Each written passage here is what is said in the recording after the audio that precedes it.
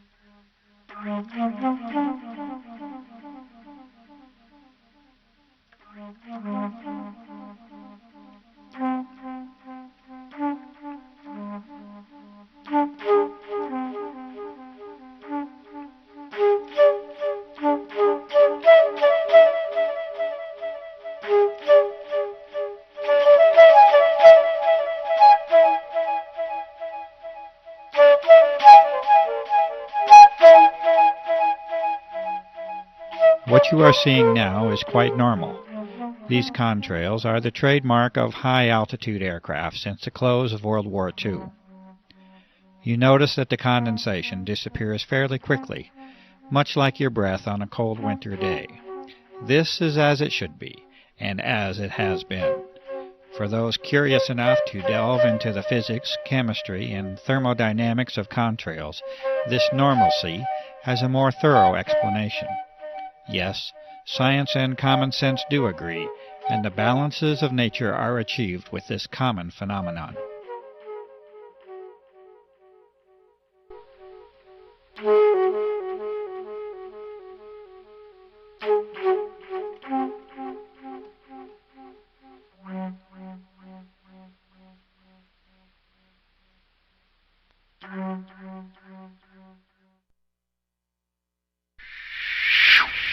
And now we must take a different turn, a turn to explore an unusual world that now surrounds us, and yet a world that many of us remain unaware of. The atmosphere of this planet has been changed, and you are now being introduced to one of the main causes of that change. The aircraft at the upper portion of the screen is leaving a normal contrail, and it vanishes as any trail of water vapor is expected to. But beneath it you see an aircraft emission that is stationary, thick, continuous, and persistent, and it must eventually be concluded that it is not primarily water vapor. The environmental conditions for each trail are not exceptionally different from one another, and yet the result and impact from each trail is entirely different. The only logical way this can occur is if the trails themselves are very different from one another, and indeed they are. The majority of the footage that you are now seeing has been filmed in the high desert regions of New Mexico. This is an arid environment with very low humidity levels. It is, in fact, a classic region for conventional contrail formation. Contrails themselves can and do form easily in a low humidity environment. In the past, the passing of a short-lived contrail in the high, clear desert sky was an innocuous and frequent occurrence. Cold and dry conditions, exactly those conditions that are normally found in the upper atmosphere, are extremely favorable to contrail formation. The humidity levels of the upper atmosphere are actually relatively low, and is one of the very reasons that most clouds occur in the middle of the troposphere, being the lower portion of our atmosphere up to an altitude of approximately 7 miles or so. As this examination of our atmosphere continues, we will be now required to consider 4 types of events or phenomena. In addition to the customary existence of clouds and contrails, we must now consider a new entry, that of the aerosol. An aerosol is a solid particle in suspension, either in a liquid or a gas, and in this case we are considering the atmosphere as the gas to study. The aerosols will manifest in 2 primary forms, as an aerosol emission from aircraft and as an aggregate or collection of aerosols in the atmosphere. A suitable term for this collection of aerosols is an aerosol bank. It is known now that the persistent trails that form the subject of this film are primarily solid in nature and origin, and that they are not predominantly water vapor. A brief explanation of cloud formation will help us to understand why this is so. Clouds, that is, normal clouds, require 2 fundamental elements to form, particles and moisture. Clouds are not suited to form in especially clean air. They require particulate matter, called condensation nuclei, that act as a base for water vapor to adhere to. The size of these nuclei, for the process to be effective, must be extremely small. The size of these nuclei are on the order of submicron. For comparison, a human hair is 60 to 100 microns thick, and an asbestos fiber is a couple of microns in thickness. The other essential component for normal clouds to form is a minimum level of humidity. From numerous sources, this minimum is on the order of 70% relative humidity. Notice that the requirements for cloud formation and contrail formation are already entirely different from one another. This is because they are entirely different phenomena based upon entirely different physical principles. Contrails can and should form readily in clean, cold, and dry air. Normal clouds, on the other hand, require higher moisture levels and a particulate or aerosol base from which to develop. The radical transformation of our sky as a direct result of aircraft activity now forces us to address an entirely new set of conditions. Aircraft are now repeatedly dispersing materials into the upper atmosphere at flight altitude, roughly from 35,000 to 40,000 feet. These materials expand rather than evaporate, and they usually transform into an unsightful haze that over the recent years has decreased our general visibility down to ground levels. One of the remarkable facts is that this commonly now occurs at very low levels of relative humidity, on the order of 30 to 40%, instead of the 70% or greater that is associated with cloud formation. And so we know now that these are not clouds in any conventional sense. They are indeed a unique and artificial creation that now crosses new thresholds in the atmospheric and geophysical sciences. There is one way that such a transformation can be made, and that is with the introduction of vast quantities of an extremely small, water-loving metallic salt at flight altitude. This transformation cannot be achieved with water vapor alone, and the emissions under examination are indeed not water vapor. They are solid, and they are well entrenched into your air supply. These important conclusions are at the very heart of the aerosol operations that are being disclosed here. These changes in the very atmosphere that we breathe have a fundamental impact upon the life of this planet, and these aerosol operations have many potential applications that reduce the sanctity of that life. These operations are being conducted. They are being conducted without your participation or your informed consent. They are affecting your life, the lives of those you know and love, and the very life of the planet itself.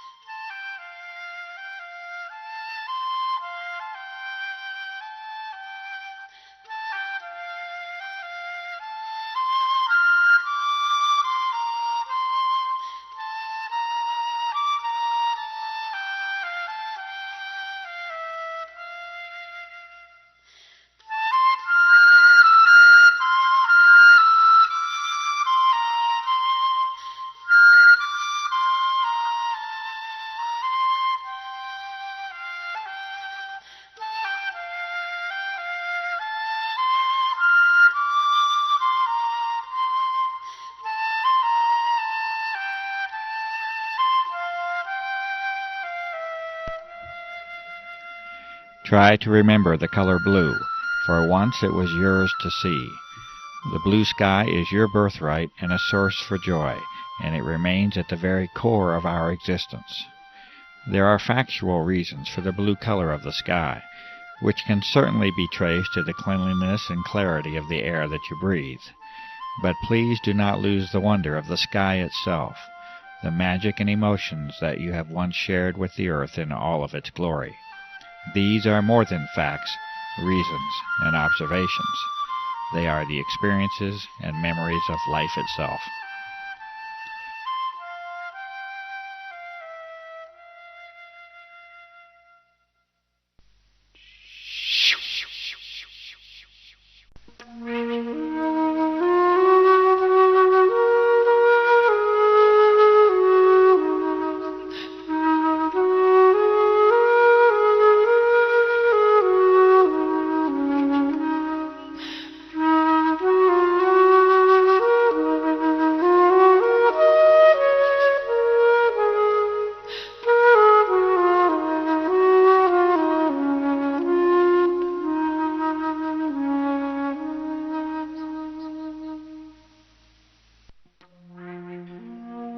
You can no longer see blue now, at least not in the same way that many of us know and remember.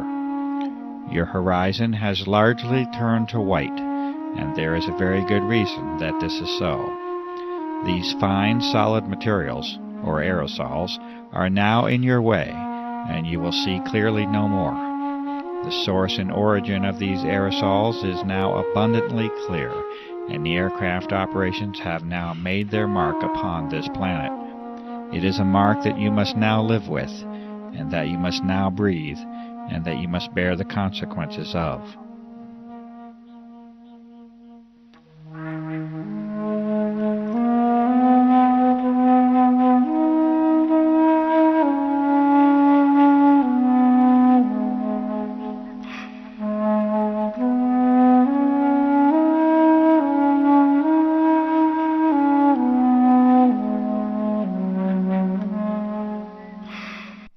That is, unless we all become aware of the level of damage that has already been done, and unless we act together to reclaim our planet and its atmosphere.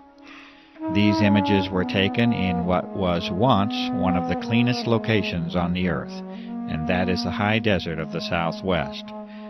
You may now see for yourself the daily reality of your existence, and it is a sad change that we have allowed to occur. Please, remember the color blue.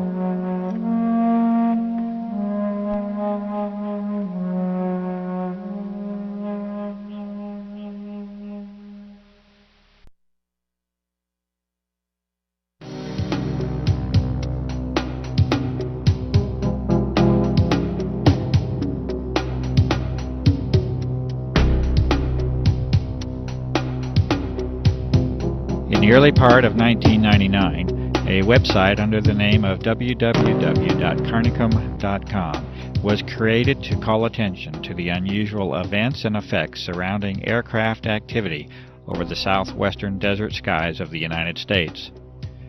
The developer of that site was a generally quiet and conservative former federal employee with no political or environmental notoriety. Within a matter of days, it was apparent that this site was immediately drawing attention from a broad host of high-level government and military agencies, defense contractors, research organizations, chemical and pharmaceutical companies, and health organizations. This interest was documented on this same site for a period of several months, by which time an obvious pattern of monitoring the developing research was apparent. Over the next few years, a glaring disparity had evolved. On one hand, a high level of monitoring of documentation, sampling methods, research, analysis, and disclosure efforts was now documented. On the other, a campaign of continuous dismissal of the significance of the issue and a refusal to investigate was conducted by those very same visitors. You are now seeing a small sample of these frequent visitors and monitoring agencies and companies, such as the Pentagon, multiple Air Force bases, the United States Senate, aircraft manufacturers, pharmaceutical and drug companies, national security, intelligence and emergency agencies, weapon and defense system contractors, research organizations, and the media. The United States Air Force is now on public record as declaring that the entire subject of this documentary is a hoax. This assertion was first made by Lieutenant Colonel Michael K. Gibson in August of 2000, when he stated that, quote, "The chemtrail hoax has been investigated and refuted by many established and accredited universities, scientific organizations, and major media publications." End quote. This assertion was later escalated when Colonel Walter M. Washabaugh in 2001 repeated verbatim the previous declaration. Colonel Washabaugh also did not opt to provide the detailed list of the refuting parties. Charles H. Taylor, North Carolina, from the House of Representatives, has stated in March of 2000, in a response to constituent concern, that he has been, quote, "informed by the Air Force that these chemtrails are nothing more than ordinary contrails," unquote. He also states that they pose no environmental hazard or risk to human health, and that we can be assured that he will continue to monitor this issue. Harold Halsness, from the Office of Secretary of Defense, and in response to a direct inquiry to former President of the United States, William Jefferson Clinton, in January of 2000, states that he is familiar with some of the reports on this issue, but that he finds them unsubstantiated by the facts. In addition, assurance is offered that there is certainly no cause for alarm. In the first of many responses from the United States Environmental Protection Agency, under the directive of Carol M. Browner, Administrator, it is acknowledged in December of 1999 that citizen concern is focused on whether or not aircraft may be involved in operations that release chemical or biological substances. The EPA responds that they are, quote, "unaware," unquote, of any such applications by such aircraft. In January of 2000, a certified letter including a physical sample of highly unusual airborne fibrous material is sent to Carol M. Browner with a request for identification of the material on behalf of the public environmental and health interest. The EPA responds again in February of 2000 in two separate letters with the statement that they are, quote, "unaware," unquote, of any programs to disperse materials into the atmosphere using aircraft. The EPA does not acknowledge the receipt of or the existence of physical materials within the correspondence. In October of 2000, a series of more than 1,000 petition letters of concern was sent to Carol Browner as an indication of significant citizen concern on the aerosol issue. The EPA responded once again in December of 2000 that they continue to remain, quote, "unaware," unquote, of any aerial application of chemical or biological substances that may have an adverse effect upon the population. After a period of approximately 6 months, the EPA continues to take no action regarding the identification of the physical sample under their custody, and no acknowledgment of the receipt of that sample is made. The discovery of unusual biological components within that sample by independent researchers heightens the concern for identification of that material. In response to an inquiry from Senator Jesse Helms of North Carolina to the Environmental Protection Agency, Region 4, the EPA once again responds with the phrase of choice, that is, the EPA is, quote, not aware, unquote, of any programs to disperse materials on the population using aircraft. The EPA expresses its appreciation over concern about protecting the environment and is hopeful that their reply addresses any concerns. Greenpeace, an international environmental organization, when contacted regarding the aerosol issue, stated in September of 2000 that they are, quote, unable to comment, unquote, and that they do, quote, not have an official position, unquote, on the matter. In a separate correspondence, Greenpeace responded to a citizen that they are concerned about global environmental problems and that they do not have local chapters that can help with this particular situation. In October of 1999, Senator Jeff Bingaman of New Mexico replied to a concerned constituent that the Air Force has assured to him that what is being observed are simply normal aircraft contrails. It is further stated that although there may be the appearance of an aerosol operation, this is not the case. Senator Bingaman also informs the constituent that he will ensure that the Air Force will reassure people about this issue. United States Senator Richard Lugar replies to a constituent in July of 2000 that what is being observed is simply a normal contrail, as has been seen since the close of World War II. Furthermore, Senator Lugar states that the FAA, NOAA, the EPA, and academic professors have examined the claims only to find out that they have been made by disreputable sources and that upon challenge provide no evidence or data. Representative Mike Thompson of California replies in April of 2000 to a concerned individual that what is being reported and observed is simply a normal consequence of aircraft traffic and that there is no environmental hazard or risk to health.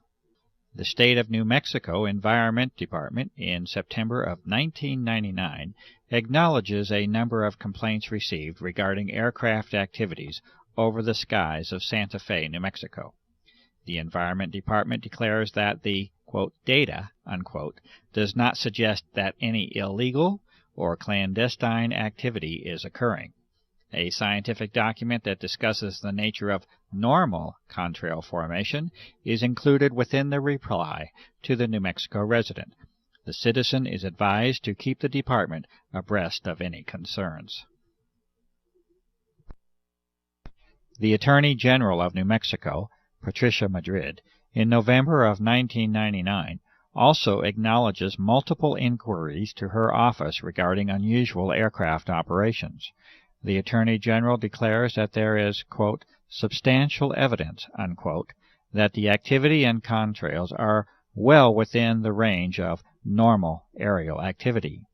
After issuing this notice, Patricia Madrid declines to respond to 2 personal visits made to her office by Clifford Carnicom, a concerned citizen, to discuss the aerosol issue.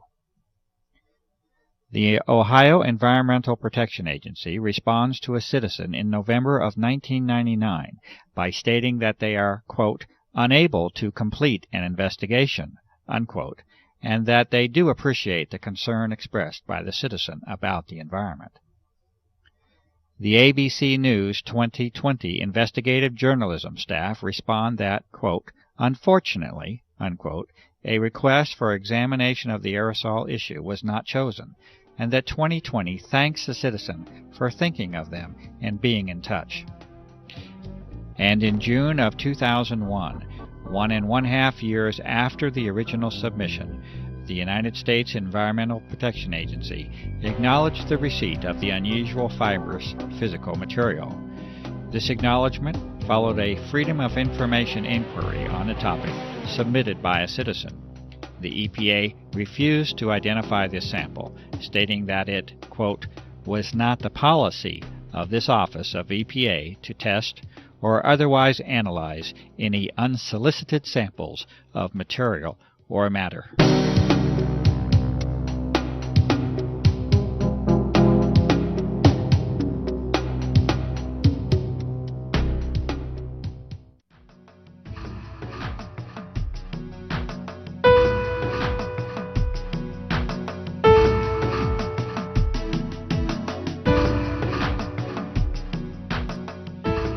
Since the beginning of 1999, a series of more than 36 scientific, physical, observational, and analytic methods have been used to examine the dramatic alteration of the atmosphere that has taken place.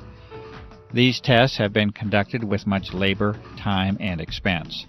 They have been conducted with very limited resources and equipment, much of it requiring original construction, development, or modification. What follows is a partial presentation of these sampling methods. The diversity and thoroughness of examination is apparent in the work that has now spanned more than 5 years. The officials and authorities have not attempted to replicate these testing methods, at least not publicly. They have not reacted to the results in any formal fashion, and they have not tangibly responded to the many calls for public inquiry and investigation that have been made.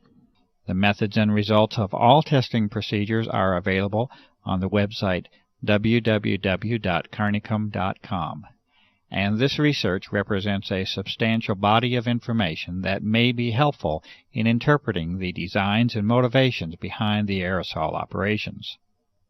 Essentially, the method is one of reverse engineering for a global covert operation, and there is no limit to the work that remains to be done. These findings, conducted for more than 5 years, are offered to the public. These studies begin with an examination of contrails themselves, a very common and ordinary phenomenon involving the freezing of water vapor into ice and their subsequent dissipation through evaporation and mixing. Meteorological studies of contrail formation and cloud formation have been made. Visibility standards and their reduction from a maximum of 40 to 10 miles have been called to attention. A study of pH, or of acid and alkalinity level, of rainfall has been conducted by a network of concerned citizens across the country. Highly unusual statistical results are present in the vast majority of these studies. Telephotos have been captured in the earlier phase of operations that directly show emissions from aircraft that are in complete defiance of any normal contrail formation. These unusual emissions are not a result of environmental conditions. They originate from the aircraft and can be shown in these cases to have no dependence upon even the engines of the aircraft. HEPA, or high-efficiency particulate air filters, have been used in various states to directly filter the outdoor air in repeated tests. Some of the materials found include the repeated presence of unusual filaments, a gel formation, crystals, and powders. Extraordinary levels of particulate materials have been directly observed and recorded using simple methods discovered by citizens across the country. These methods include the corona of the sun and extremely powerful lamps. Caution with the solar method is especially advised. These observations have been taken under the most ideal weather and air quality conditions, and they nevertheless provide alarming and direct evidence of the substantial changes that have occurred in our atmosphere. Rainwater samples have been distilled to concentrate any solid materials or particulates.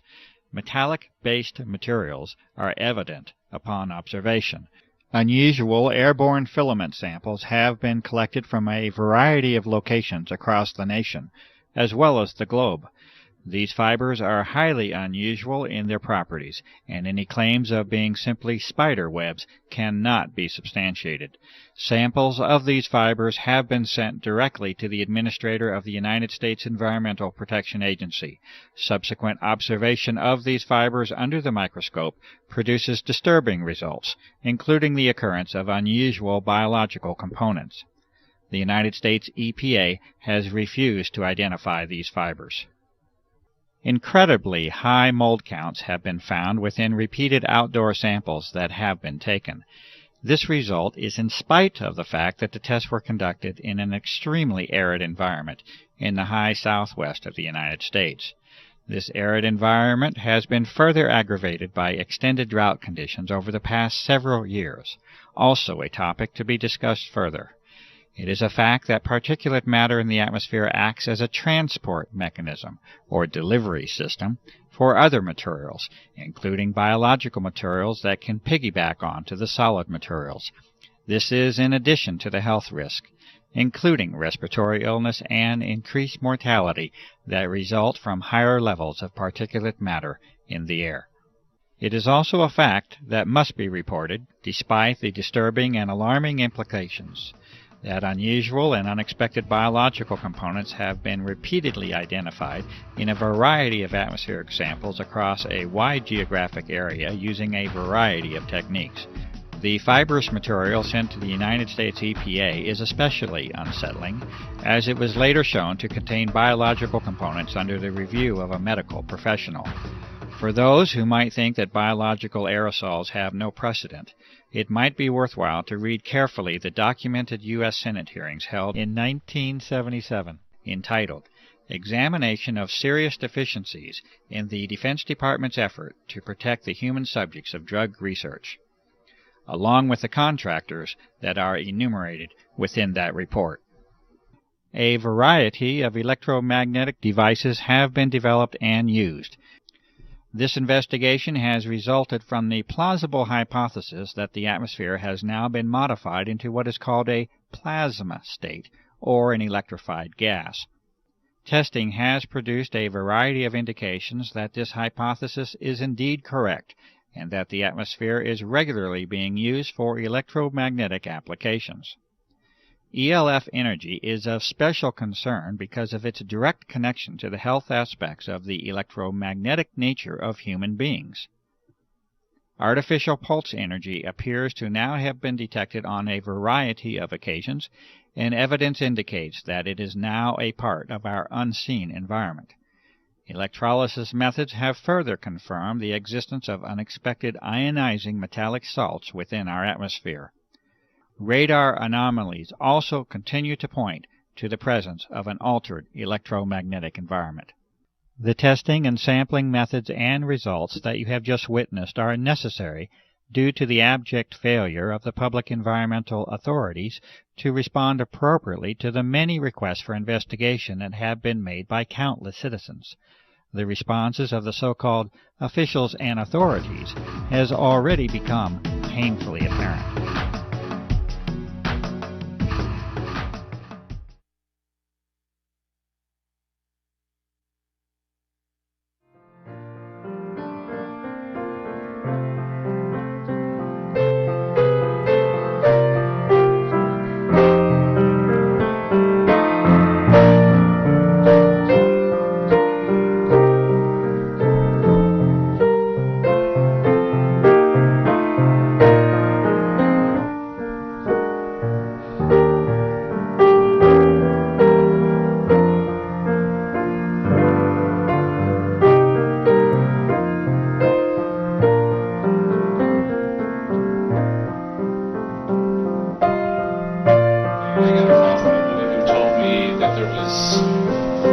jet spraying stuff in the air. I went outside, I looked out, it was in the morning, and lo and behold, there was, what I thought were contrails, numerous jets spraying, probably 4 or 5 jets. The contrails were not dissipating, they continued in the air, and I watched. Actually, I was horrified because I'd never seen anything like this before, as it continued all day long. And the result was, within a couple hours, the entire sky was totally blotted out with this messy white haze. I started documenting after I discovered that nobody was paying attention, and that even people who would look up and acknowledge that they see the same thing, they weren't at all concerned about it. They didn't think that it was anything of importance. And when I moved to Santa Fe, one of the reasons I moved here was because of the sun and the beautiful sky that they had here. And I've been somebody who's always watched the sky. And the sky here was deep blue and beautiful, and it was something that gave me energy. It was just something that just elevated my spirit every time I saw it, no matter how bad my day was going. If I could get outside and see that beautiful sky and those big fluffy white clouds, everything was okay. And so I saw this being taken away, basically, and I didn't know what was going on, and I didn't know who was doing it or why it was being done, and I still don't know. But what I do know is that it is being done, and it wasn't natural. The jets would come.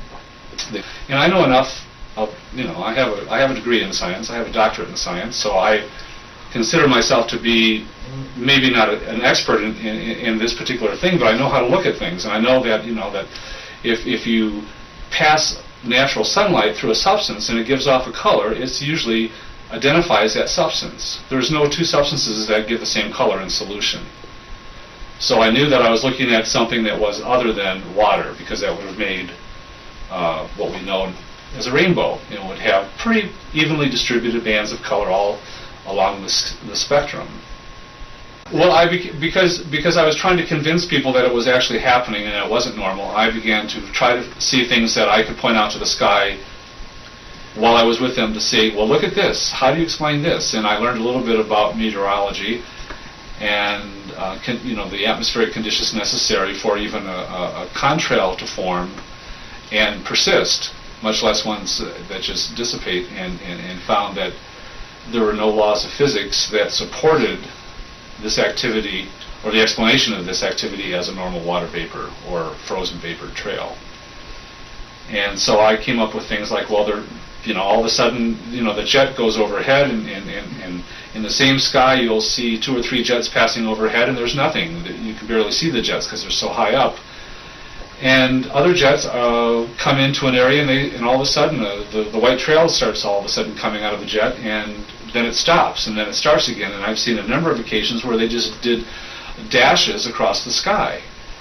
And I stops and starts. I talked to a few pilots, and I asked them, well, how can you do this? And they, first of all, they did not believe that anything untoward was happening, and they said, well, you can turn your engine off. I said, would you do it over and over again? He says, if you're nuts, the sky's gone from a deep blue to kind of a silvery white with a little hint of blue in it. Even on the best days, when you don't see a lot of activity overhead for even a week, it never comes close to the deep blue it used to be.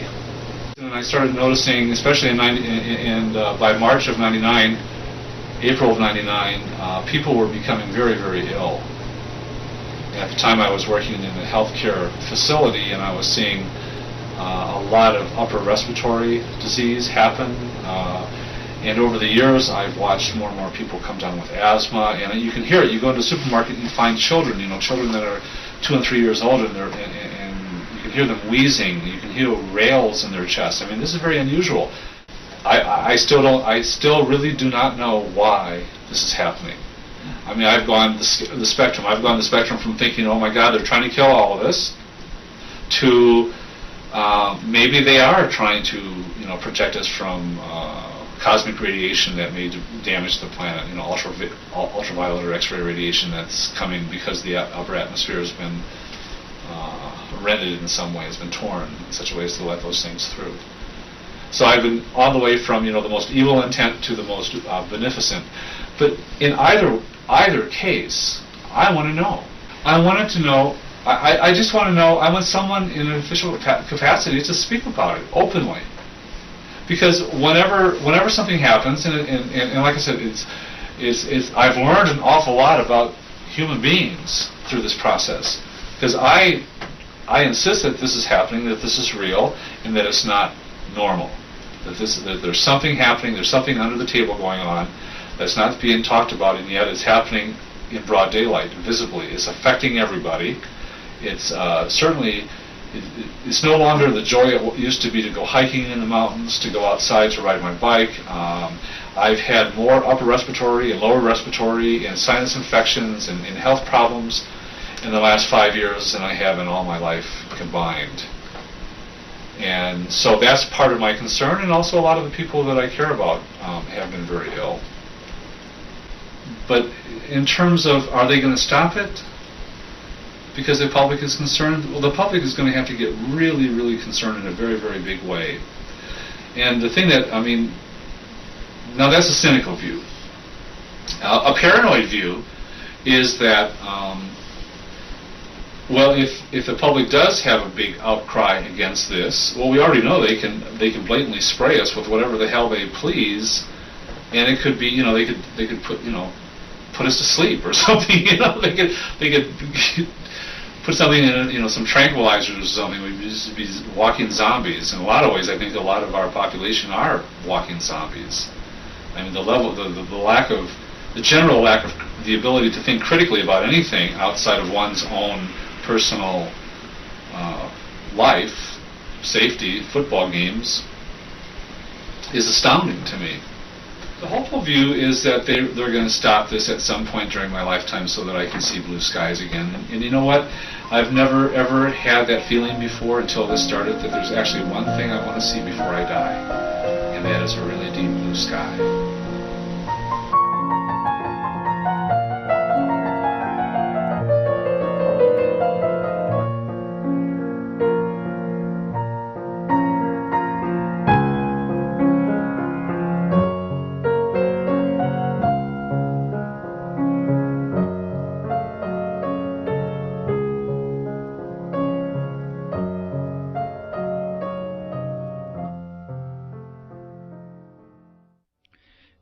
The following is a transcribed interview between Clifford E. Carnicom and Gwen Scott, naturopathic doctor and former CNN broadcaster, recorded in February of 2004. Question: when did you become aware? When did you find out?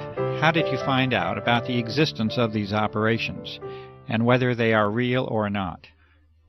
Response: well, it's interesting, because I realized that if I had been any place else on the planet, I might not have noticed. And so I am wondering how I ended up in the catbird seat to actually observe this operations. As you know, I live in a very rural area, and when I first moved here, the air was pristine. We had deep, deep blue, azure skies, thousands of stars literally at night.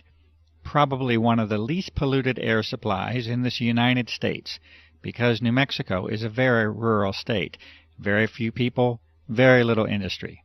It's one of the things that drew me here. So here I was sitting, reading in front of a 5-foot by 5-foot bay window one day, and I see these jets. I assume they're jets. They're high and they're going fast, and they're not leaving the little 2-inch things that I'm used to seeing.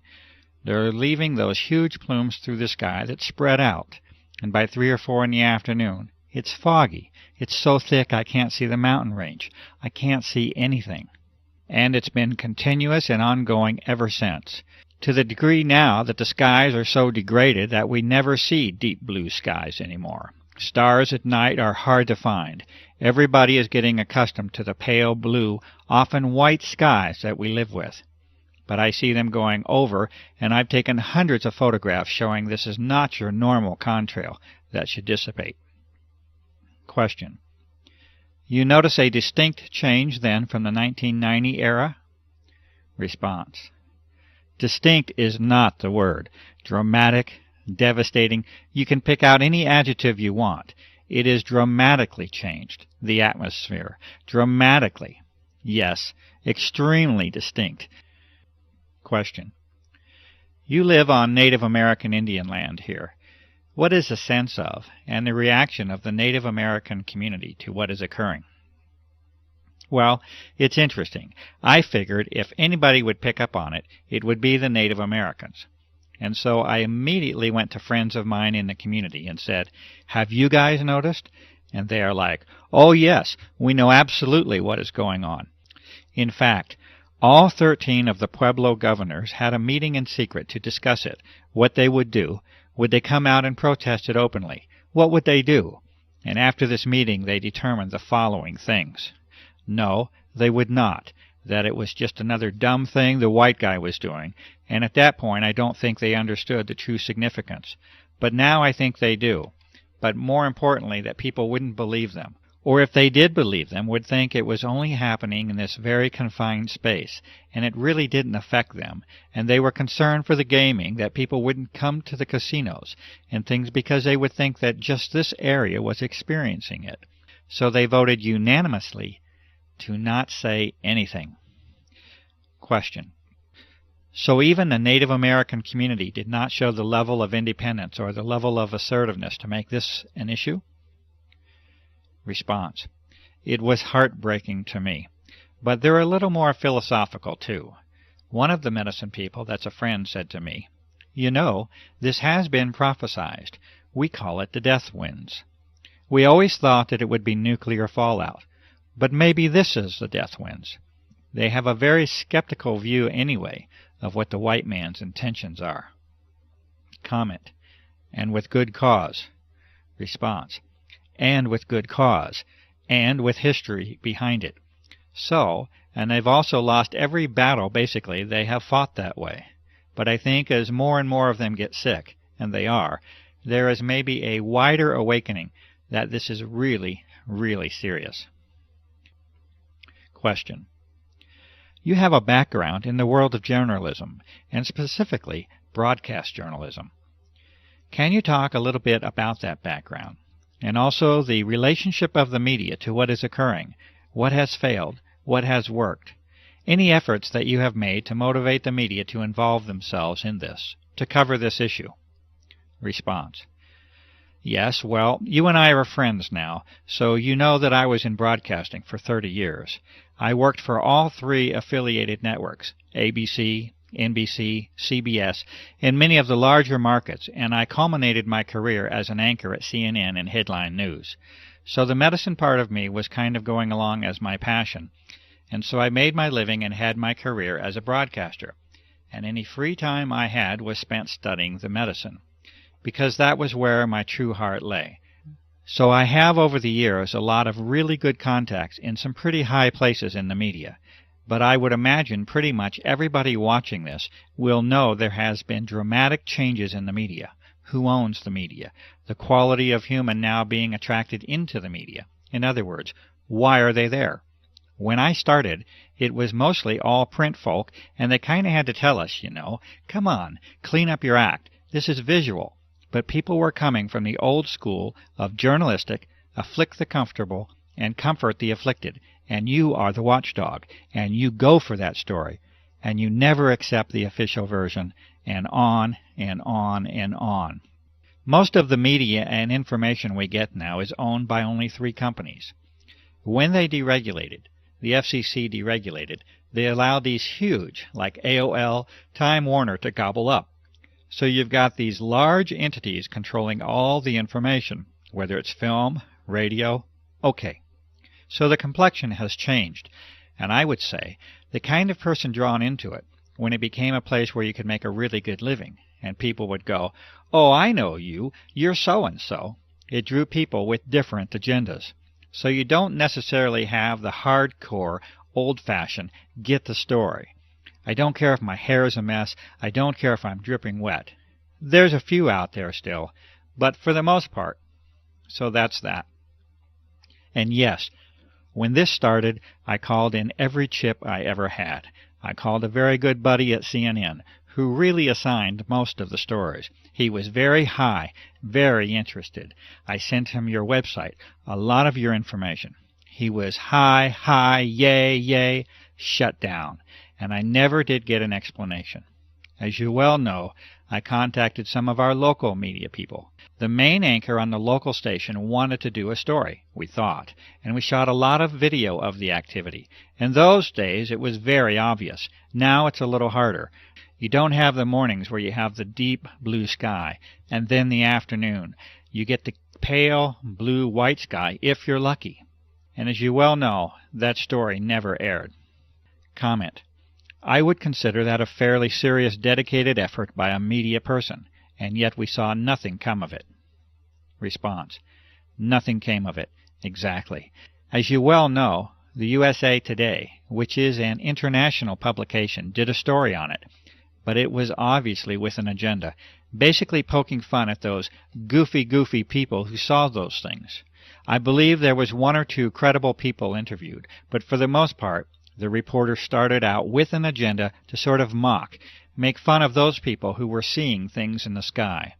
And if I had a dime for everybody else that they called, wrote, or begged, I could at least buy an ice cream cone. To no avail, just hitting a wall. Comment. And this was with all your connections. Response. This is with years of connections. It's unprecedented in my life. And I cannot name another story. People point to Watergate as this big watershed cover-up. I find that laughable. This, in my opinion, is the biggest story, and I approached many of my colleagues this way. This is the biggest story in recorded human history. You have an entire planet now covered with whatever by whoever, and nobody's even acknowledging it. What the heck is going on, and how come we don't know? Question. That's the question. What could explain that level of refusal? Response. A few things, okay? A few things, to be fair. Fear. I saw that. Fear. Because the folks that get it know who's doing it, and they're afraid. Okay? They know it's something bigger than them. They know all the possibilities of who is able to put planes in the sky. That many, every day, 24/7. It doesn't take a nuclear physicist to figure out that it's not the guy around the corner. This is big. Comment. So even the journalist has that threshold that they're unwilling to cross. Response. Oh yeah. Afraid. And the few that are left who do catch on to it and say, wow, I want to do this story, like we were just discussing. They hit a wall somewhere, and I'm never told where it is. I don't know if it's the news director. I don't know if it's the station manager. I don't know who. But they hit that brick wall, and it goes away.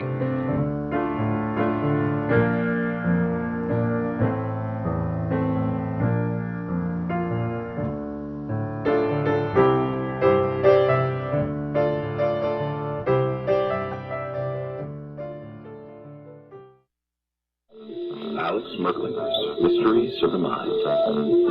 It is the world that has been pulled over your minds. As you know, I've been a pilot for over 40 years. I've been flying. I stopped counting my hours at 3,500 hours, which is a fair amount. I've owned 7 airplanes in my life. I have ratings all the way up to twin IFR. I am not jet rated, but, you know, everything else but. Today, Clifford, when all of a sudden you see these trails in the sky in the morning when you wake up, and by late morning, early afternoon, the sky is totally overcast. It is not natural. The government and other people say, oh, well, that's a contrail, condensation, contrail that all planes do at a certain altitude. And I said, you don't know what you're talking about. Yes, there are contrails. Go back to World War II, we had contrails, but they didn't last. This was, you know, in those days it was condensation of moisture, and then it dissipates after, I don't know, maybe depending on the altitude, maybe a minute, maybe a little over a minute, but around a minute, and it's gone. These things last all day long, unless there's a strong wind and it blows out of the way. Now it's gotten so bad, and I talk to people, as you know, all over the world, and it's happening almost every country that I'm aware of in the world. We have listeners in at least 50 countries that we know of, and people are always reporting back. If we get into a discussion or times that you have been on the show before, people come back and just report incredible experiences. They have a lot of respiratory problems. They never had that before. People are having a lot of sinus problems. They've never had that before. And it's always after they have been inundated with some of these sprays. You also asked about, how do people feel about it? They are extremely concerned because there seems to be something that is happening that is affecting them physically and in some cases even emotionally and psychologically. So there is a drastic change in what is happening around us in 5 years, 5.5 years. And people have never seen this or experienced this before.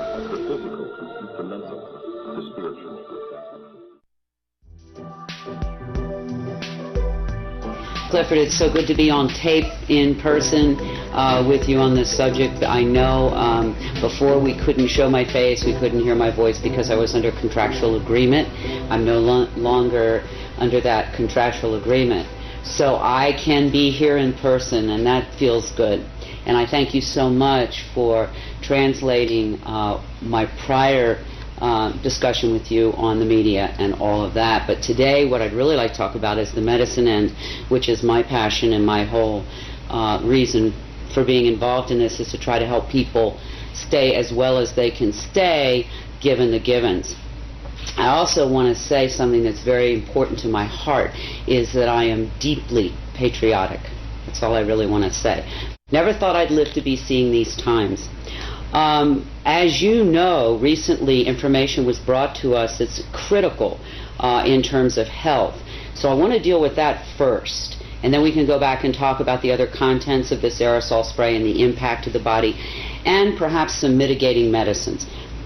We have found out through a very credentialed research doctor that perhaps what we're seeing occasionally show up in our air supply is a fungus.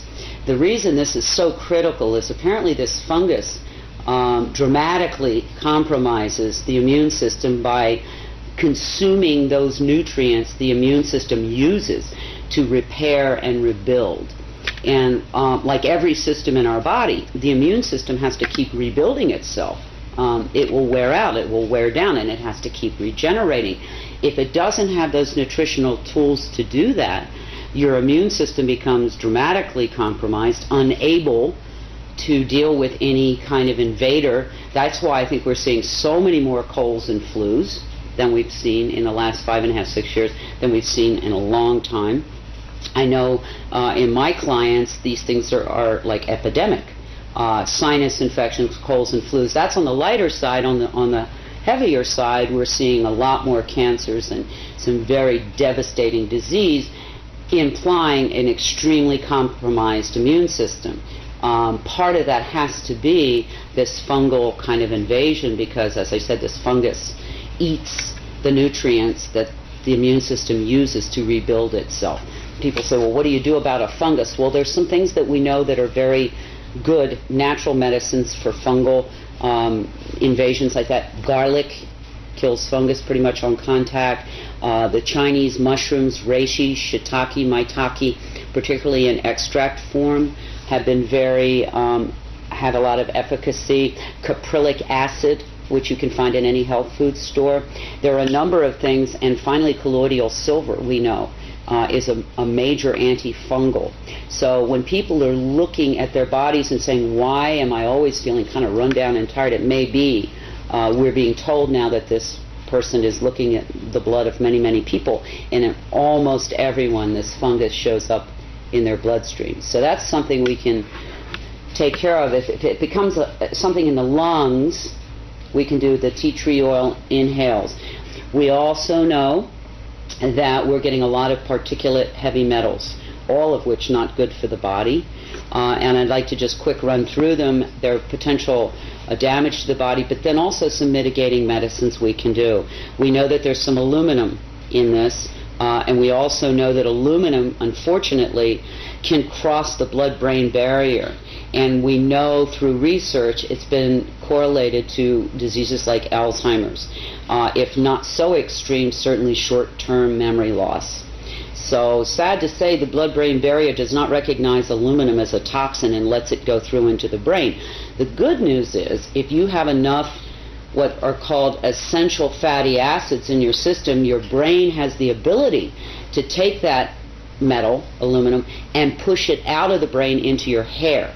And I think that's why so many people who are getting hair analysis are seeing high concentrates of aluminum in their hair. It's the brain doing its job trying to get this toxin out. Some good essential fatty acids that you can consider are flaxseed oil, evening primrose oil, and most recently brought to me very profound is krill, K-R-I-L-L oil. It's a fish oil that's fairly pure. These essential fatty acids allow the brain to get rid of that aluminum. We also know that barium is part of the mix, and barium, besides being a carcinogenic, knocks pretty much all the potassium out of your body. And I'm seeing in my clients a lot of muscle weakness, a lot of heart palpitations, all related to either a complete loss of potassium or way too low level of potassium. So we know, since we're bringing barium in and it's knocking the potassium out, we need to supplement more potassium in. And I would say, for anybody who's listening to me, the responsible thing would be to say, to share whatever you decide to do with your health care practitioner, because if you're on certain medications, it can contraindicate. But these are just general guidelines and information for people, not prescription, not diagnostic. Yeah. There is also apparently some titanium in this mix from your research, again another heavy metal, and magnesium. And for a long time I could not understand why that would be a bad thing, because we're always encouraging people, to take some magnesium in. However, my brother, who's a physicist, accidentally gave me an answer that I had been seeking 2 or 3 years, why I was seeing so many blood clots and thick, sticky blood platelets. And it's epidemic now, and constantly running commercials for blood thinners and on and on. Well, he tells me when you combine an aluminum ion with a magnesium ion, it clots the blood. So we have both of those in this mix. My personal choice is ginger root for blood thinning. I take ginger root capsules every day. There's also an herb called ginkgo biloba that also thins the blood. But this is a very important cautionary. If anybody is on a pharmaceutical blood thinner, do not add in any of these other remedies, because you can get your blood so thin that if you cut yourself, your blood won't clot. So it's dangerous. So if you're on any pharmaceutical blood thinner, do not add in ginger root and ginkgo biloba and those kinds of things. But if you're not on a pharmaceutical, these are good natural things you may want to consider in terms of thinning the blood. And then there are I get this question all the time. People say, well, what can we do, to mitigate some of this? I mean, it's in every breath I take. That's something I think is hard for people to understand. This is not something previously I could say to people, please don't eat margarine. Please don't drink tap water. These things are not good for you. I cannot ask people not to breathe. But what I can say, there are things that you can do to mitigate the amounts of it that you're taking in. One thing that you well know I do is when I'm outdoors, I wear a mask. It's not comfortable. It looks silly. I get stares. But I have to tell you, since I've been doing that, I've noticed a big improvement in what kind of symptomology I've had to deal with.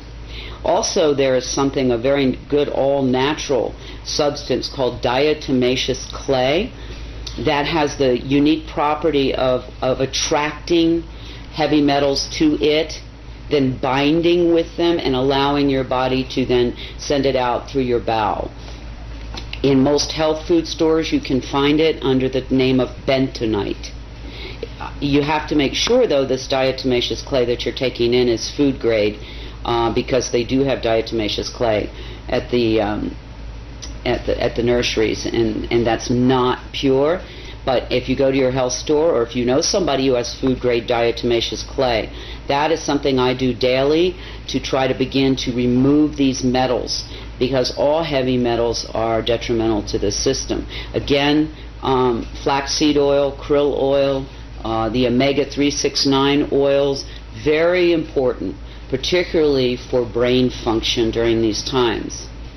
Potassium supplementation. And another epidemic is sinus infections, and that colloidal silver nasal spray I use, and I've had a lot of friends use it, and it's very effective with helping to clean up those sinus infections caused, I'm sure, by all these particulates. I don't know if you know, one of the top respiratory specialists in the United States was recently on the Today Show. He's written a book called something about the breathing crisis in this country. And he told, I think it was Katie Couric, I don't recall who was interviewing him, maybe Ann Curry, that death or mortality from respiratory disease had gone from number 8 5 years ago to almost number 3. That's huge. That means that the third leading cause of death now in this country is breathing. And one has to wonder what could have happened in 5 years to have created that kind of crisis, is the only word I can think of. So this is something that anybody who breathes, and I'm assuming that's anybody who might be seeing this documentary, needs to be concerned not only for themselves but everyone they love. This isn't like a firing squad where everybody goes down and you get to watch it at one time. This is a cumulative poisoning that will demonstrate in different people in different manners depending on how strong their immune system was to begin with, what their genetics are, and many other factors. So this is something that will demonstrate in a lot of different ways. You're not going to have, as I said, the firing squad effect, but what you will have is over time more and more debilitated people, more and more people who don't feel well, more and more younger people, which I'm seeing quite a bit of now, in their 20s, 30s, and 40s, with problems that we never saw in that age range, or rarely, I should say, saw. When this began 5.5, almost 6 years ago, 24/7, we know that maybe it's been going on however long, but the 24/7 heavy spraying, during that time, at the beginning I saw mostly older, frail people and infants suffering and leaving the planet.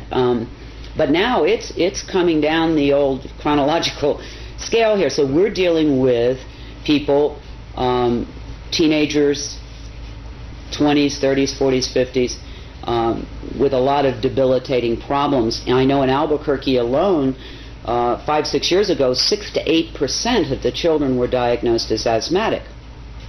Today, as of now, it's 70%. It's devastating. These are children. I would say to anybody listening, one of the first and most important things that you can do is start to eat your medicine. Get rid of the junk food, get rid of the empty food, get rid of the zapped food, and begin to eat, if you can, organic and free range. If you can, at least good, whole, pure food. Don't zap it in the microwave. That removes all the good digestive enzymes and many of the nutrients. So start with your diet, because your body is under an insult that it's probably never in the history of man, I don't think, seen before. And in order for you to stay healthy and those that you love, you've got to really begin to pay attention to what you're eating, the water that you're drinking. That's the first line of defense. I'd also encourage people to consider a good all-natural vitamin and mineral supplementation program, because, again, our bodies need every bit of help we can give them in these times. You know, it's Clifford, it's interesting. One of the most frequently asked questions for those who are conscious and aware of this aerosol operation is, is this intended to harm us? And I can't answer that. I don't know. But what I can say is, do they know that it's harming us? Unequivocally they do at this point in time. And so one who lives in a free and democratic country would want to wonder, why would the people that we trust to care for us, keep us safe, allow this kind of thing to go on? I personally have gone way deep inside and had many sleepless nights, and can't come up with any plausible reason why you could, for any reason, harm so many people in such a dramatic way. And so I would say, if you are like me, you love this country, you're deeply patriotic, that take advantage of that freedom that we are given here in this beautiful land of democracy. Make your voice heard, ask for an explanation, ask for a discussion, so that we can determine if this is something we want in our air supply. We can't just keep ignoring it. It's not going to go away. It's just not going to go away unless people of consciousness and conscience decide to get up off the couch and do something. And they can decide what that something is. Because if they don't, as they watch the people around them and they look at their own health and they see the deterioration, they're going to have to wonder at some point, well, gosh, why didn't I do something when I could?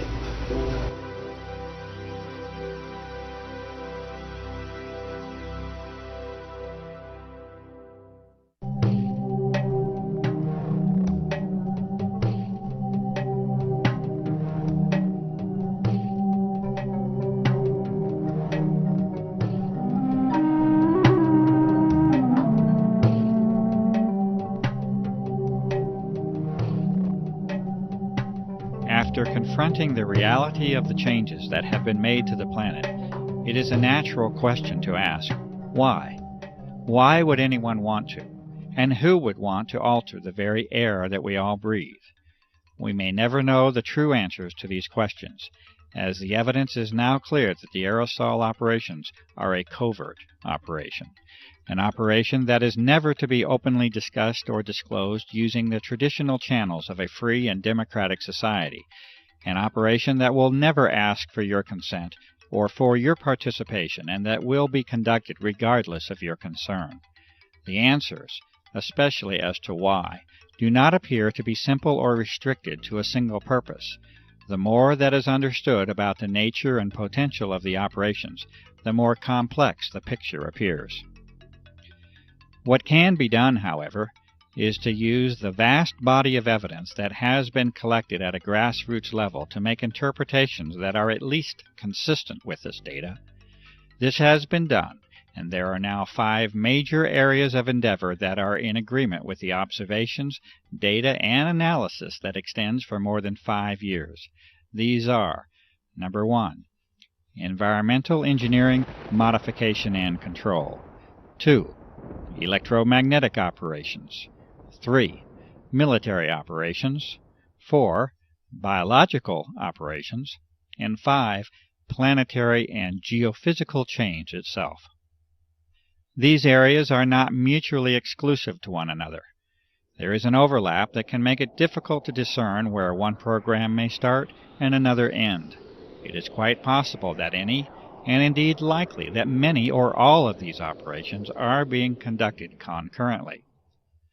What can be done within this brief segment is to explain how and why these types of programs are consistent with the broad spectrum of evidence that is now available to examine. First, with respect to environmental engineering, modification, and control. The evidence now shows that the very physical nature of the atmosphere has been changed. The best information leads to the conclusion that a hygroscopic, or water-seeking salt, is a dominant component of the aerosols that have been introduced. It is also an observation that has been confirmed over and over, and this is that the operations frequently, if not usually, are conducted in advance of approaching moisture and storms.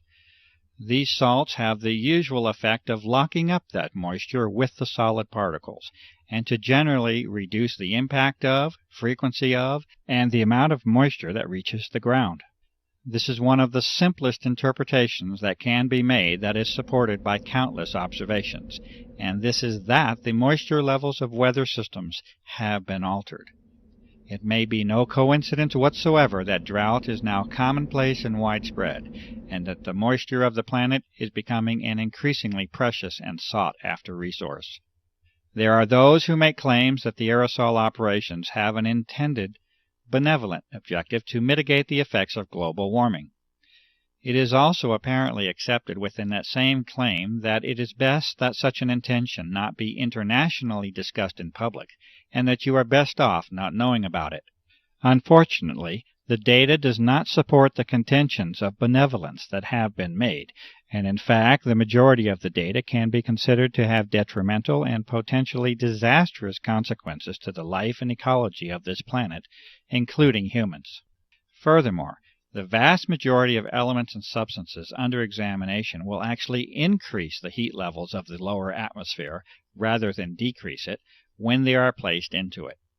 This is exactly what the observations themselves support, and that is that drought conditions are exacerbated and aggravated by the introduction of the aerosols and not mitigated, as many might choose to believe. In addition, there are many more complicated aspects of environmental control that are possible with the use of conductive aerosols, including the modification of the electrical nature of the atmosphere as well as thermal instabilities induced by interactions with the magnetic field of the Earth. Storms depend upon the electrical exchanges that take place within the atmosphere. Lightning is the result of electrical imbalances that occur in the electrical fields between the Earth and the atmosphere, altering the collection and distribution of rainfall, interfering with the electrical exchange of energy and producing thermal or heat instabilities.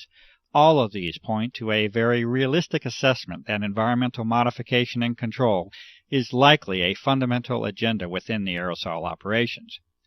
The United States Air Force has publicly disclosed a doctrine of owning the weather by 2025, and many have good reason to believe that such objectives have in part already been accomplished.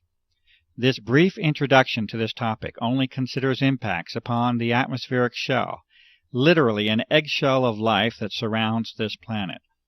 Understanding the full environmental impact, including the soil, the seas and lakes, the flora and fauna, the agriculture that sustains us, can only lead to an ominous portent of environmental change that we must pay the price for with our apathy.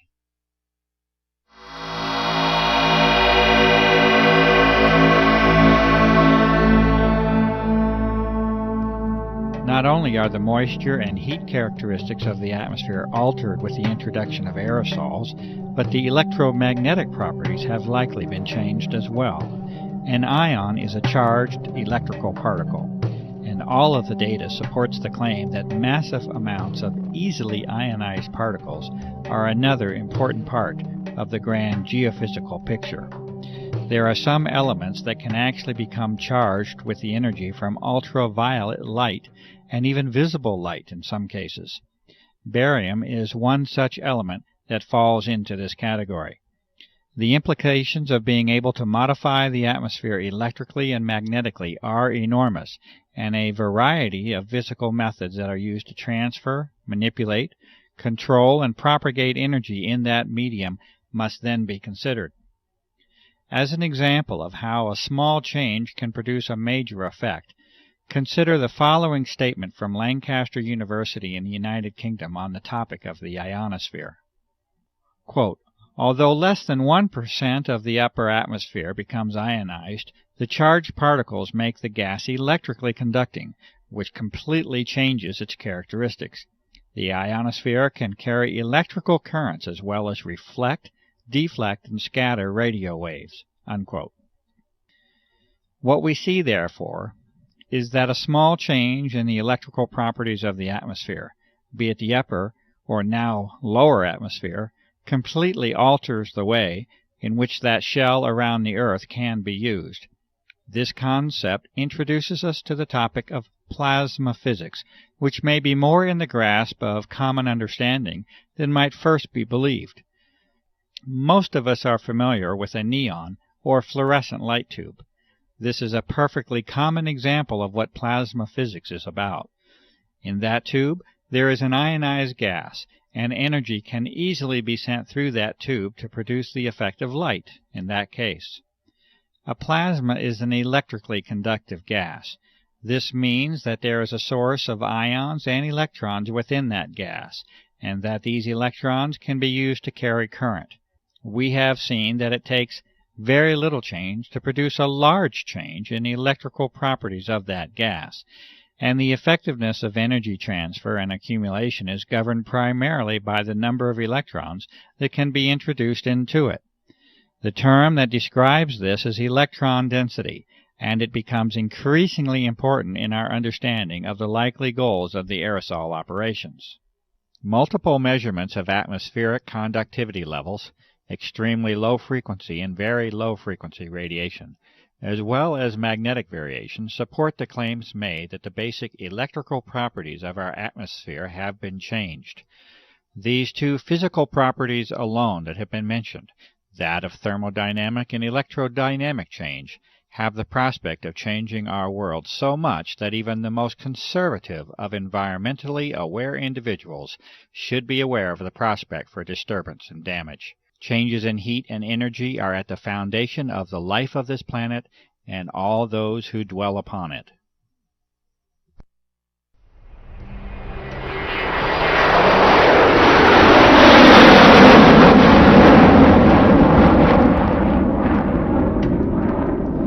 It is a necessary, logical, and natural extension to our discussion of applications to include the almost inevitable role the military assumes within them. Indeed, the dichotomy of extreme, sustained, and continuous interest and monitoring of the aerosol research by the military and intelligence complex, juxtaposed with the public declaration by the U.S. Air Force that this entire subject is a hoax, is curious enough that many of us may wish to seek the truth of the matter. The most advanced military agencies, intelligence services, and defense contractors clearly have an interest in monitoring and controlling the level of discussion and disclosure on the aerosol issue. The tools of research and analysis must therefore be used at least in part to compensate for the lack of openness that now shrouds this democracy under the guise of national security. A glimpse into the military window has been achieved, and a central theme will eventually emerge, and that is of control.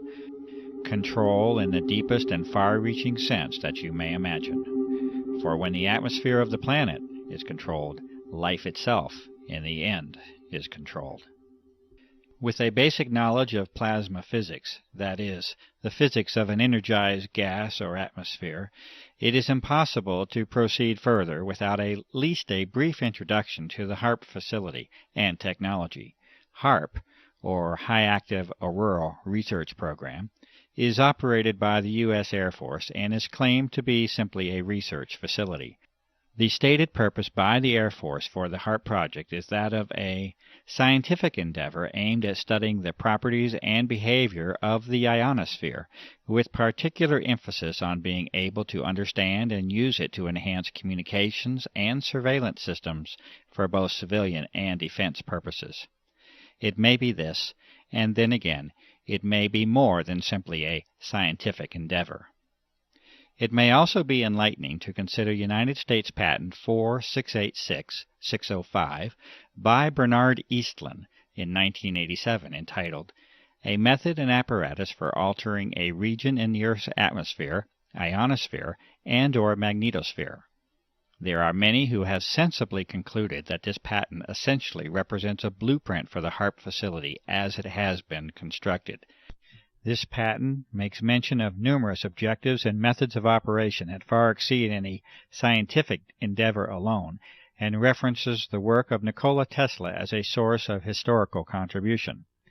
The amazing inventions and achievements of Tesla with respect to energy transfer and amplification, including the use of the atmosphere as a medium for sending energy from point A to point B, are well documented. The documents of Tesla were eventually confiscated at the close of his life, especially as they related to military matters, and he is generally now accepted as an unrecognized genius. The current incarnation of ionospheric heating is able to, according to Mr. Eastland, put unprecedented amounts of power in the Earth's atmosphere at strategic locations, and to maintain that power level with the pulsing of energy. This patent also recommends the use of large clouds of barium so that ionization by sunlight will increase the electron density within the plasma environment. Testing and analysis does now positively indicate the presence of unusual levels of barium, a toxic element, within atmospheric samples.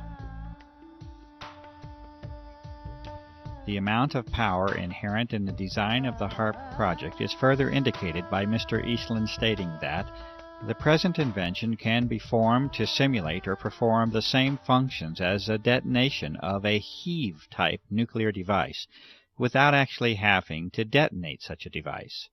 A heave weapon has the effect of lifting the magnetic field of the Earth itself, and involves the expenditure of massive amounts of energy.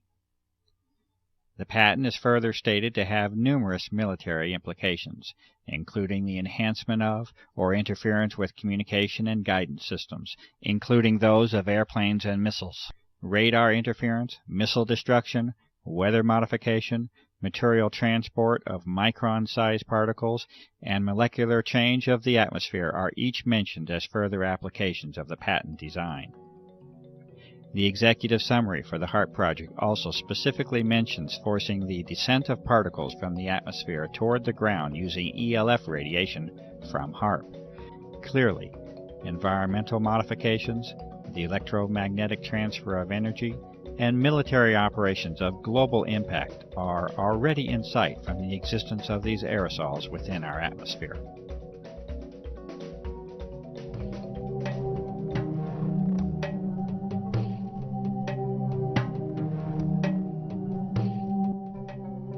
In 1977, the United States Senate held hearings on the subject of biological testing by the Department of Defense on human subjects without their informed consent. In the opening statement, Senator Kennedy identifies the key issue of the hearings, the known use of Americans as unwitting human subjects for open-air germ warfare testing conducted in the public domain by officials of our own government. Furthermore, he poses the critical question, should a democratic people cede to its government the full responsibility of determining when secret tests on unwitting subjects are necessary to protect the nation's security? It appears that this key issue was never truly addressed, and that, almost 30 years later, this responsibility is no longer a question that is even being posed to the public. It is a fact, however unpleasant and distressing the consideration may be, that biological components have been repeatedly identified in a series of tests of atmospheric samples over a period of several years.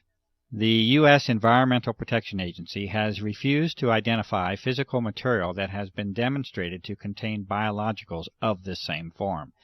These components appear to involve the use of desiccation, freeze-drying, and aerosol distribution methods, exactly the same methods itemized within the private contractor listings of the Senate hearings. Evidence further indicates that extremely advanced biotechnical methods are likely to be a part of the development and delivery process. To date, no professional or public medical professionals have attempted to duplicate the test methods and results, and the evidence continues to be provided only through independent citizen activism. Acknowledgement and response to this evidence by all public officials remains lacking. There is currently no prospect of government hearings on the aerosol issue, and the reality of the evidence continues to be denied by public officials.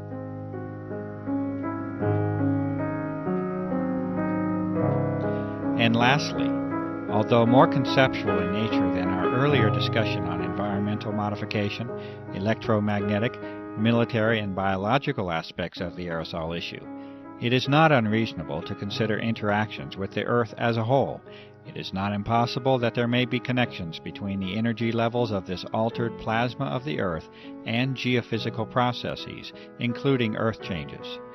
There has been increased attention in recent months by prestigious scientific organizations, mainstream media, and the Defense Department itself on dramatic Earth changes that are foreseen in the not-too-distant future.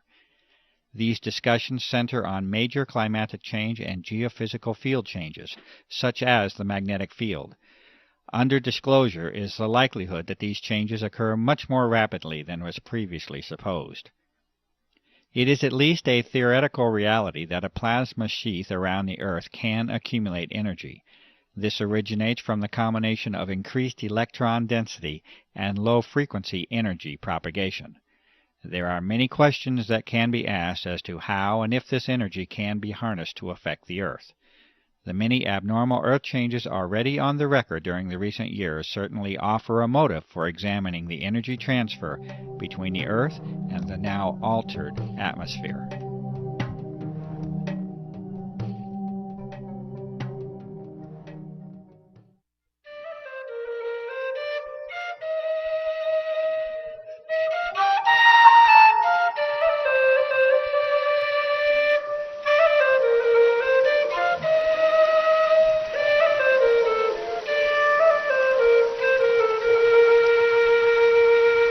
You have seen traces of a world still in a state of beauty, and you have seen the signs of a terrible change. It will be for you to decide if the claims of this documentary are true or not. You have seen the distinctions between what mankind has known for decades to be in harmony with our surroundings, and that which is a product of our urge for technological supremacy over nature. You have seen a clear sky, this blue that was but is no more. The sky that has been taken away from us all. You have been confronted with assertions of operations on a scale never seen before in the history of mankind, and you have been shown evidence that aircraft can alter and have altered the fragile envelope for life that we call the atmosphere. You have seen science and sampling applied to the problem over and over at the grassroots level. Numerous methods have been demonstrated that show artificial and deliberate modification of the atmosphere, including its chemical, thermal, electromagnetic, and physical properties. There are detrimental effects that can be anticipated and that have been observed as a result of these changes in our air, and we must all accept the consequences of the toxic environment that has been created. The health of our home and lives have been sacrificed in the search for dominion and control. You have witnessed a high level of interest in the subject of this documentary by the military branches at the highest level, the intelligence services, the chemical industry, research organizations, defense contractors, bioengineering firms, and the pharmaceutical complex. You have heard the responses of the public, government, and even environmental organizations in response to the innumerable requests by the public for investigation. These responses repeatedly revert to describing phenomena that are normal and commonly observed, while denying and dismissing the extraordinary observations that sensible and reasonable citizens have called attention to. There has been a sustained campaign to ridicule and discredit the cumulative efforts of years of research, activism, and devotion by countless individuals acting from the motive of concern for the health of this planet and its inhabitants. A free and democratic society, if it is to continue to exist, must be able to openly discuss the benefits of technological and military supremacy against the deleterious impact upon the environment that we as global citizens must share. Divine rights of humankind must assume their rightful place amongst the individual nation's right for military security and secrecy. You have heard the responses of only a few citizens and professionals who state their sensible concerns about the impact of the aerosol operations upon our environment and our health. The lack of time prevents the presentation of the awareness that is now known to be shared by a grassroots network that conservatively must include millions of people. The extent of this awareness across national boundaries is apparent, and this network is of global proportion. The control of media information by relatively few corporate interests appears to be a significant factor in the restriction of honest and open public discourse on the aerosol issue. The attempts at ridicule of this issue by the U.S. military establishment should also be evaluated as to intent and motive. You have been provided with an analysis of the potential agendas of the aerosol operations, the conduct of environmental, military, electromagnetic, biological, and geophysical operations are each consistent with the vast body of information and evidence that has been accumulated over a period of more than 5 years. This result has been reached with the painstaking efforts of numerous citizens, researchers, and activists across the country and around the globe. Many of the operations under consideration would appear to regard the welfare of human beings, the life of this planet, and our environment as a low priority. Many people, having become convinced of the reality of these operations, will naturally ask the question, what can I do to help? It is also known from experience in history that many of these same individuals feel helpless and powerless after they confront the immensity and complexity of the operations. They also often become disillusioned after encountering the predictable and disingenuous responses of our public servants. It is also known that the traditional methods of dissent and activism are no longer working, and the political process is failing in a constitutional sense. Petitions have been signed and disregarded. Appeals for investigation are dismissed. Calls for media involvement lead to crafted articles of ridicule. Even the legitimacy of the voting process itself is in question. There is no comfortable, reassuring, and simple answer that can be given to you. This is the reality that we must face. It is expected that any success will eventually result from an enormous groundswell of grassroots activism and open public protest. At the current rate of progress, a timeline of decades can be projected before we reach the level of influence that is needed. The sober counter-reality is that the health of this planet is not likely to give us such a generous allowance of time. Our atmosphere is our lifeblood, and like the proverbial frog in the warming pot of water, we are acting obliviously to our own demise. You will have to use your talents and resources, your gift of life, to help this planet. The role of this researcher has been to give you the best information of what is believed to be the true nature of the aerosol operations. You will have to determine your role and exercise that role while you still have the opportunity to do so. If you are a professional, you must inquire into the ethics of your profession and answer the questions of public service that accompany it. If you are a citizen, you must participate. If you remain silent in the hope of preserving your freedom and security, you are almost certain to lose both. The doctor, the journalist, the scientist, the lawyer, the politician, the environmentalist, the activist, the author, the filmmaker, the fundraiser, the organizer. You must all assume your roles openly, publicly, and quickly to offer any real hope for our survival. I make this appeal to you. This documentary is a not-for-profit venture. It has been made with an appeal to you personally in mind. It may be freely copied in its entirety and distributed. No individual is permitted to distribute this documentary with a profit motive. It has been created for the benefit of the public. Please help us to restore and regain the world that you know can exist.